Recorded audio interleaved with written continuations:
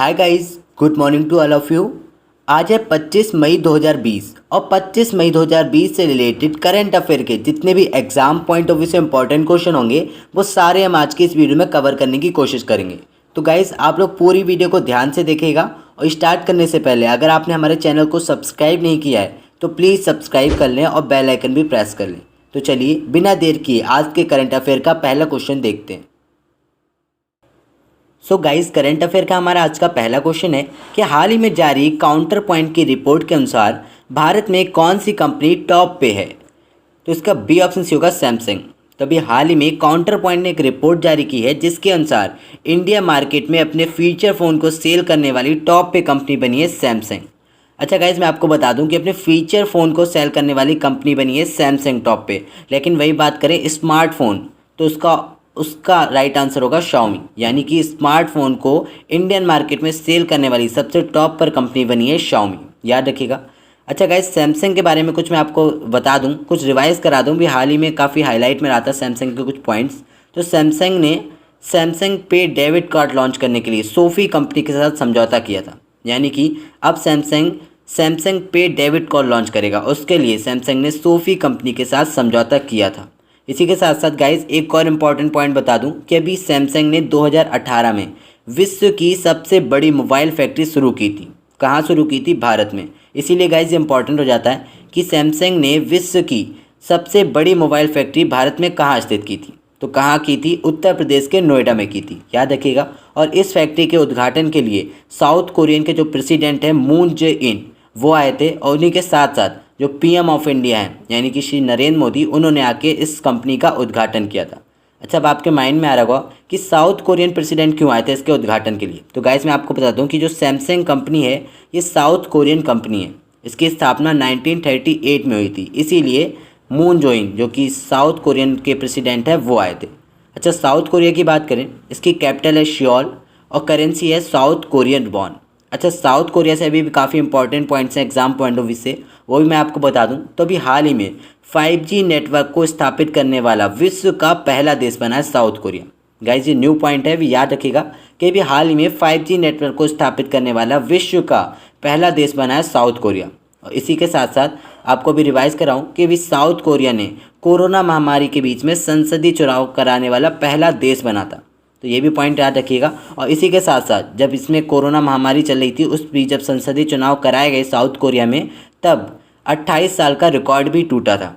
अच्छा रिकॉर्ड कैसे टूटा था? तो 62.6% वोट पड़े थे, जो कि अब तक की 28 साल में सबसे ज़्यादा है। तो इस तरह से 28 साल का रिकॉर्ड भी टूटा था साउथ कोरिया में। इसी के साथ साथ बता दूं कि जो मून जे इन ये लगातार साउथ कोरिया के दूसरी बार प्रेसिडेंट बने, और याद रखिएगा। अच्छा ये किस पार्टी से हैं ये इंपॉर्टेंट है, तो ये डेमोक्रेटिक पार्टी से हैं, याद रखिएगा। तो गाइज़ ये हमारा आज का पहला क्वेश्चन था। और गाइज़ मेरी कोशिश होती है कि मैं आपको ज़्यादा से ज़्यादा डिटेल में बताऊं, जिससे कि आपको अच्छे से रिवीजन हो जाए, साथ ही साथ आपका कोई भी क्वेश्चन मिस ना हो, जिससे कि आपको एग्ज़ाम में कोई भी प्रॉब्लम ना हो। तो गाइज़ अगर आपको वीडियो अच्छी लगती है, आपके लिए वीडियो हेल्पफुल हो रही है, तो प्लीज़ वीडियो को लाइक और शेयर ज़रूर कीजिएगा। तो चलिए अब नेक्स्ट क्वेश्चन देखते हैं। सो गाइस करंट अफेयर का हमारा नेक्स्ट क्वेश्चन है कि हाल ही में राष्ट्रमंडल दिवस कब मनाया गया है। तो इसका डी ऑप्शन सी होगा 24 मई। तो अभी हाल ही में 24 मई को राष्ट्रमंडल दिवस यानी कॉमनवेल्थ डे मनाया गया, और हर साल 24 मई को हम इसे मनाते हैं। तो मैं आपको बता दूं कि यह दिन उन सभी देशों के द्वारा मनाया जाता है जो कि कभी ब्रिटिश साम्राज्य के शासनकाल में थे। तो ये पॉइंट याद रखिएगा। अच्छा गाइज अब कुछ और इम्पोर्टेंट डेज से आपसे डिस्कस कर लूँ। तो अभी 23 मई को बनाया गया था वर्ल्ड टॉर्टॉइस डे यानी कि विश्व कछुआ दिवस। उससे पहले 22 मई को मनाया था हमने international day of biological diversity. उससे पहले 21 मई को हमने मनाया था इंटरनेशनल टी डे, और उससे पहले 20 मई को हमने मनाया था वर्ल्ड मेट्रोलॉजी डे यानी कि विश्व माप विज्ञान दिवस मनाया था। और उसी दिन हमने 20 तारीख को एक और इम्पॉर्टेंट डे मनाया था। वो कौन सा था? वो था वर्ल्ड बी डे यानी कि विश्व मधुमक्खी दिवस, जिसकी थीम रही थी बी इंगेज्ड, बी इंगेज्ड। तो गाइस थीम पे फोकस करिएगा, थीम थी बी इंगेज्ड। तो गाइस इस तरह से 5 दिनों से लगातार हम एक ना एक इम्पॉर्टेंट डेज मना रहे हैं। तो इम्पॉर्टेंट डेज याद रखिएगा, सेकेंड से याद हो गए होंगे आपको अभी तक। अगर आपको याद नहीं हुए तो आप हमारी 2 दिन पुरानी यानी कि परसों या नरसों की वीडियो को देखकर सारे सीक्वेंस से याद कर सकते हैं। अगर आपको याद नहीं हुए तो आप कॉपी पर नोट डाउन कर लीजिए, फिर आराम से हल्के हल्के याद करते रहिए। चलिए अब नेक्स्ट क्वेश्चन देखते हैं। सो गाइस हमारा नेक्स्ट क्वेश्चन है कि हाल ही में mRNA-1273 नाम की कोरोना वायरस वैक्सीन ने कोविड-19 के खिलाफ सकारात्मक प्रतिक्रिया दिखाने वाली वैक्सीन बन गई है। इसे किस देश के द्वारा विकसित किया गया है? तो इसका सी ऑप्शन होगा अमेरिका। तो अभी हाल ही में अमेरिका की एक बायोटेक्नोलॉजी फिर्म है जिसका नाम है मॉडर्ना इंक। आपने नाम सुना होगा मॉडर्ना इंक। उसने mRNA-1273 नाम की एक कोरोना वायरस की एक वैक्सीन बनाई है जो कि कोविड-19 यानी कि कोरोना वायरस के खिलाफ एक पॉजिटिव सिग्नल्स दे रही है। तो गाइस इस तरह से ये क्वेश्चन काफ़ी एग्जाम पॉइंट ऑफ व्यू से इंपॉर्टेंट हो सकता है, तो याद रखिएगा।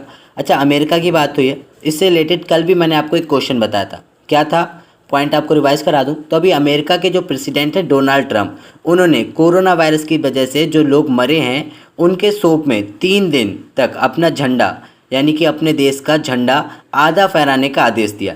तो ये भी पॉइंट है, याद रखिएगा। अच्छा, अमेरिका के बारे में आपको सब पता ही है। कैपिटल है वॉशिंगटन DC, करेंसी है US डॉलर और प्रेसिडेंट है डोनाल्ड ट्रंप। ओके गाइस, याद रखिएगा। चलिए नेक्स्ट क्वेश्चन देखते हैं। तो गाइस हमारा नेक्स्ट क्वेश्चन है कि हाल ही में विश्व की सबसे अधिक वेतन पाने वाली महिला एथलीट कौन बन गई हैं? तो इसका ए ऑप्शन से होगा नाओमी ओसाका। तो अभी हाल ही में जापान की जो टेनिस स्टार है नाओमी ओसाका, वो पूरे विश्व की सबसे अधिक वेतन पाने वाली महिला एथलीट बन गई हैं। अच्छा, इन्होंने 12 महीनों में 37.4 मिलियन अमेरिकी डॉलर की कमाई का रिकॉर्ड बनाया। तो इस तरह से नाओमी ओसाका ये दुनिया की सबसे अधिक वेतन पाने वाली महिला बन गई हैं और इन्होंने 2 बार ग्रैंड स्लैम पुरस्कार विजेता भी रह चुकी हैं, यानी कि इन्होंने 2 बार ग्रैंड स्लैम पुरस्कार जीता है। अच्छा, जापान की है तो जापान से रिलेटेड एक और इम्पॉर्टेंट पॉइंट बता दूं आपको। तभी जापान ने एक स्पेस ऑपरेशन स्काईड्रॉन लॉन्च किया है। ये इंपॉर्टेंट है गाइस, कौन सा ऑपरेशन? स्काईड्रॉन, याद रखिएगा। चलिए नेक्स्ट क्वेश्चन देखते हैं। तो गाइस हमारा नेक्स्ट क्वेश्चन है कि हाल ही में नए संयुक्त राष्ट्र स्थायी प्रतिनिधि किसे नियुक्त किया गया है? तो इसका बी ऑप्शन होगा TS त्रिमूर्ति। तो अभी हाल ही में TS त्रिमूर्ति को कोरोना वायरस महामारी के बीच संयुक्त राष्ट्र में भारत के नए प्रतिनिधि राजदूत के रूप में नियुक्त किया गया।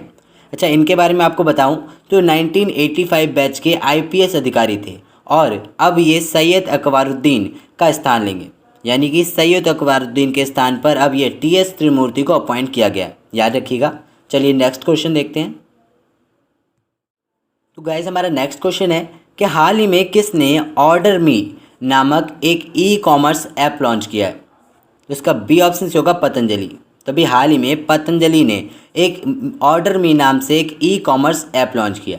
अच्छा, पतंजलि ने किया है, इसके बारे में बताऊं। इसकी स्थापना 2006 में हुई थी। इसका हेडक्वार्टर हरिद्वार में है और इसकी स्थापना किसने की थी? तो बाबा रामदेव और आचार्य बालकृष्ण ने मिलकर पतंजलि की स्थापना की थी, याद रखिएगा। चलिए नेक्स्ट क्वेश्चन देखते हैं। तो गाइस हमारा नेक्स्ट क्वेश्चन है कि हाल ही में किस राज्य सरकार ने सबको रोजगार योजना शुरू करने का निर्णय लिया है? तो अभी हाल ही में मध्य प्रदेश सरकार ने, तो अभी मध्य प्रदेश के जो CM हैं शिवराज सिंह चौहान, उन्होंने सबको रोजगार योजना यानी कि एवरीबडी विल गेट एम्प्लॉयमेंट योजना लॉन्च करने की घोषणा की है। अच्छा, इस योजना में क्या है? तो इस योजना के तहत जो मजदूर हैं उनको मनरेगा जॉब कार्ड डिस्ट्रीब्यूट किए जाएंगे, जिसका उद्देश्य होगा कि जो भी प्रवासी मजदूर हैं उनको रोजगार प्रदान किया जा सके। अच्छा, इसी के साथ साथ एक और काफ़ी इंपॉर्टेंट पॉइंट है, वो भी मैं आपको बता दूं। तो अभी हाल ही में मध्य प्रदेश ने बुखार क्लिनिक योजना शुरू की है। ये भी गाइस इंपॉर्टेंट है, याद रखिएगा। इसी के साथ साथ आपको पता है मध्य प्रदेश लगातार न्यूज़ हेडलाइंस में बना हुआ है। क्यों बना हुआ है? क्योंकि लगातार ये कोई ना कोई योजना लॉन्च कर रहा है। तो वो कुछ योजना मैं आपसे अभी डिस्कस कर लूँ। तो अभी मध्य प्रदेश ने कोविड-19 योद्धा कल्याण योजना लॉन्च की थी। उसके साथ साथ जीवन अमृत योजना लॉन्च की थी। उसके बाद जीवन शक्ति योजना, फिर मिड डे मील राशन देने वाला पहला राज्य बना था मध्य प्रदेश। रेडियो स्कूल को लॉन्च किया था मध्य प्रदेश ने। और उसी के साथ साथ अभी मैंने कल या परसों आपको बताया था कि दीदी वाहन योजना लॉन्च की थी मध्य प्रदेश ने। तो गाइस ये कुछ इंपॉर्टेंट पॉइंट थे मध्य प्रदेश से रिलेटेड। अब मध्य प्रदेश की बात करें, इसकी कैपिटल है भोपाल। CM है शिवराज सिंह चौहान और गवर्नर है लालजी दास टंडन। कौन है? लालजी दास टंडन। तो गाइस अगर आपको वीडियो अच्छी लग रही है तो प्लीज़ शेयर करना ना भूलिएगा। चलिए नेक्स्ट क्वेश्चन देखते हैं।